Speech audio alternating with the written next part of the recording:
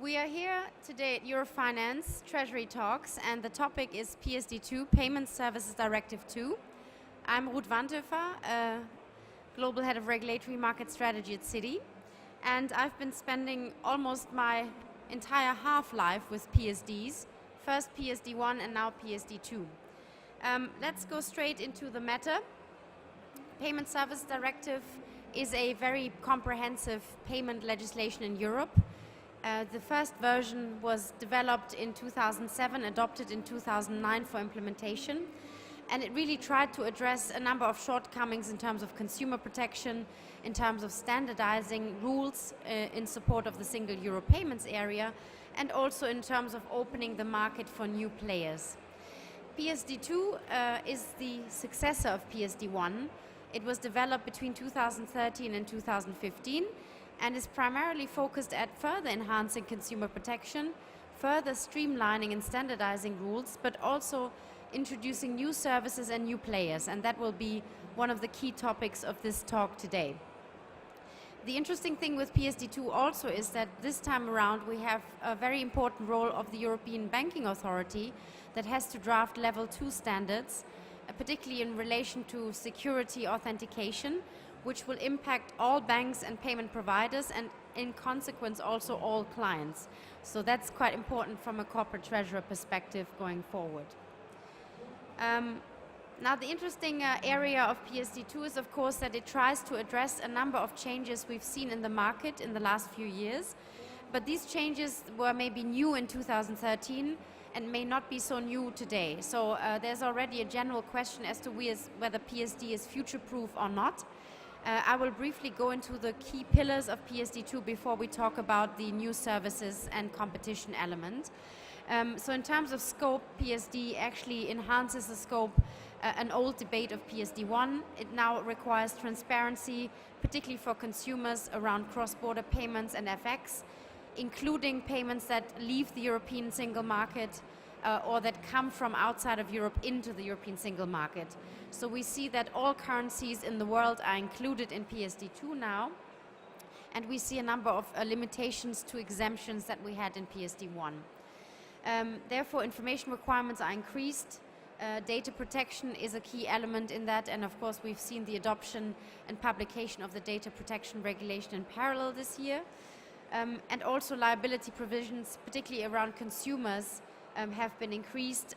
The SEPA direct debit principle of the immediate refund, no questions asked, has, for example, been taken into PSD2 from a legal perspective. So you can ask for a refund at any time unless you have consumed the goods or services. The other key pillars are, of course, the third-party services, which is the central element of the discussion in this talk.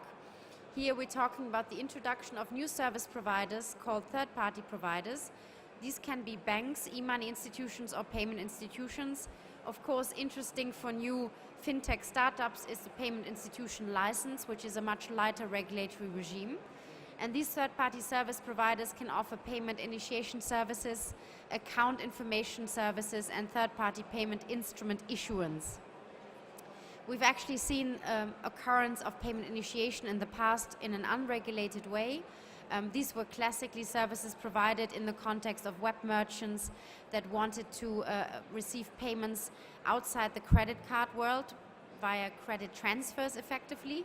And these third parties are basically intermediaries that have contracts with merchants to allow for credit transfer money taken off the client's accounts. And in that context, what happened in the past is that these third parties take personal security credentials of the account holder. They go into the account of the account holder and they basically see there is money. They initiate the payment in an impersonation way, and then they execute the transaction and can confirm real-time back to the merchant that the money is on the way. Of course, you may already think that that is maybe not the most secure process in times of cybercrime, and that is one of the elements that PSD2 and particularly EBA standards are starting to address. The other element of payment information services is something that corporates tend to know from their providers already.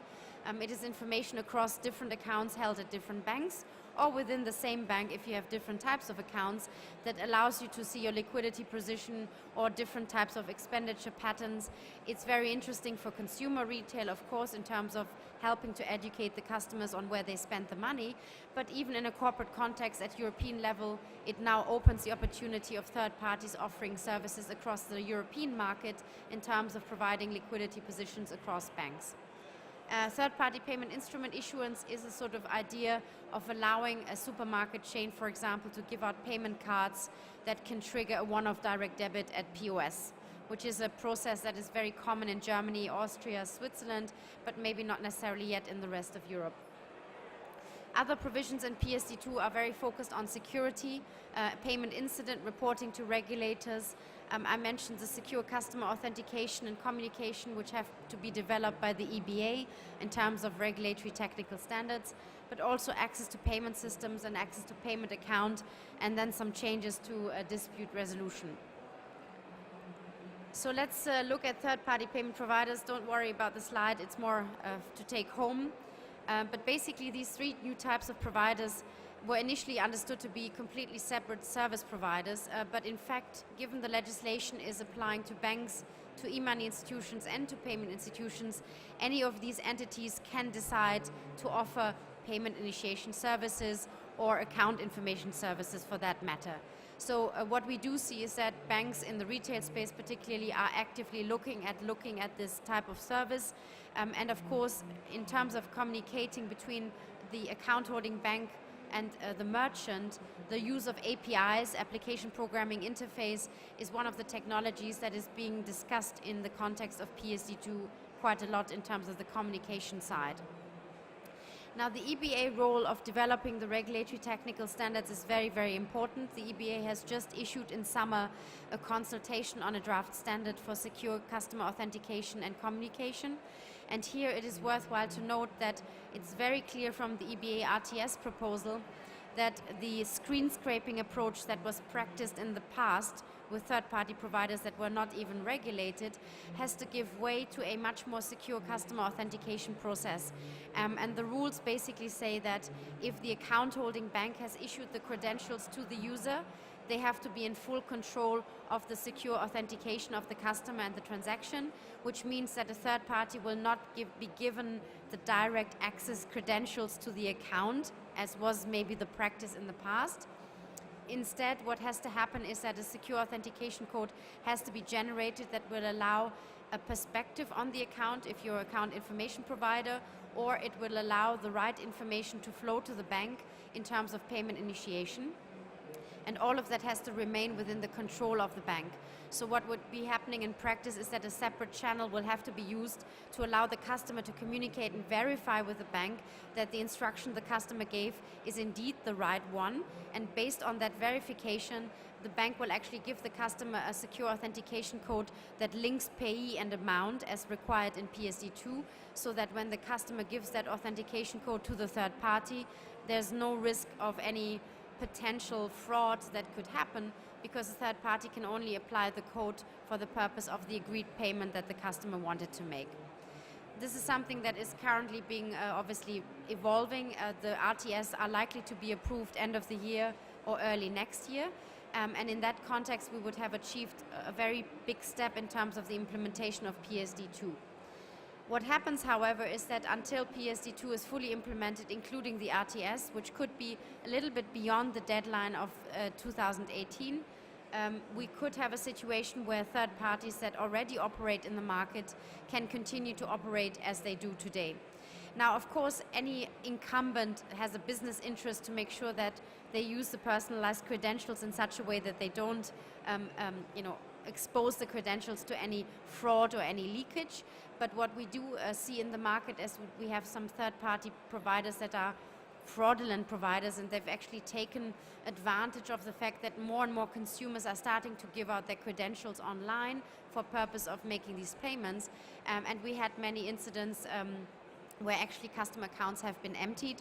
PSD2 helpfully gives the end-to-end liability to the bank, particularly in the consumer context, of course, if money has been lost or stolen as a consequence of third-party payment usage, if the third party is not available to give a statement or recompensate the client, then the bank will have to be liable for that. So from a security architecture perspective, this is something that banks are very carefully looking at. So assuming the RTS are saying the right approach, you could still have some third parties that may be fraudulent entities that are trying a different approach, but we should be moving into a much more sort of different business model perspective where customers will still have to verify transactions with their bank. Now, of course, what is in it for corporates? I think from a perspective of a corporate, payment initiation services for me is a question to the audience, whether that's something that you're really looking for. We have seen these services classically develop in a context of web merchants that were refusing to pay the card interchange fees. And we actually had already in the meantime card interchange fee regulation in Europe that has been lowering the card interchange fees. So either this is no longer a problem or third-party providers can provide an alternative. But if I look at a regional or global corporation that has very defined authentication procedures with its different banking partners, and in an era of cybercrime, I don't expect you to give your credentials to third parties. And in the future, if the strong customer authentication process will be requiring you not to give out credentials to third parties, but to stay within your bank, you may still give an authentication code to a third party. It depends on how comfortable corporates are to do that. As long as we link with the code the amount and the payee, of course it's not a problem. But I guess the ultimate question is, what is the business case for a corporate to use another intermediary to initiate payments if you're making payments via your bank anyway? Because the payment is still executed by the bank. It's just the initiation process, the submission of the payment request, which is effectively provided by the third party. So I think that is a business question to the corporates. On account information, clearly a corporation that has not yet been provided with a global liquidity dashboard solution by their banking partners, which today classically at global level works using the SWIFT network, you would have an opportunity to create an information solution based on the 28 plus EEA countries in Europe, soon sort of 31 countries across Europe. But the question is whether that geographical scope is relevant for most corporations, because it's only within the 31 or soon 30 countries with Brexit that you will be allowed to use this type of approach and this type of provider that is regulated for account information purposes if you're choosing a non-bank third party, right? I think on the payment instrument sort of issuance aspects, which is a sort of direct debit by card, for example, I think this is something very firmly grounded in the retail space. I don't think that is particularly relevant for corporations at this point. But let me spend also a minute on Brexit in that context. PSD2, like any other EU law, is of course EU legislation. We've already have confirmation from the UK regulators so far that they intend to implement PSD2 as is. Everything is working towards that goal.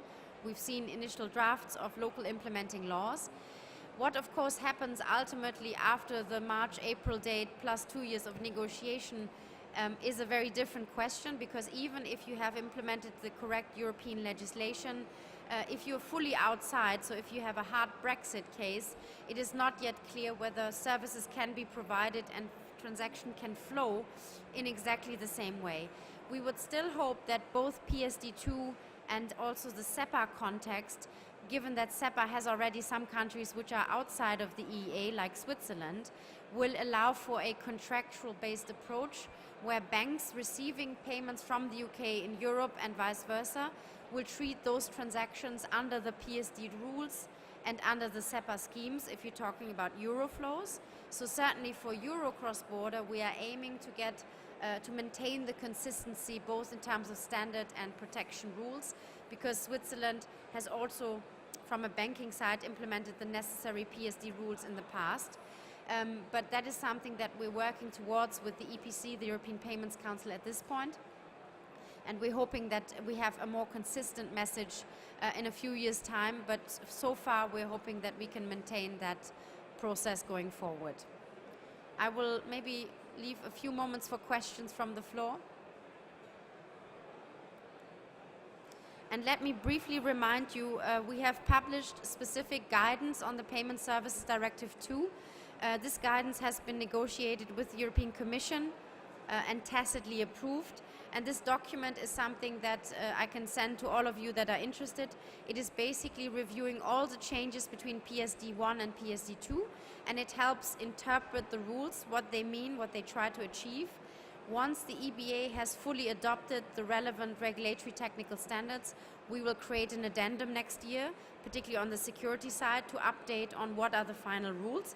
But this is already quite a good document in terms of explaining the scope, the cross-border transparency elements, charging rules, etc. So if you're interested in this document, it's published by the European Banking Federation, a group that I've been chairing for the last 8 years, and I can send you a copy if you leave your business card, and I will provide a link also to EuroFinance so you can download the document. Any questions? It's been crystal clear apparently, so thank you very much for listening, and please let me know if you need any documentation. Thank you.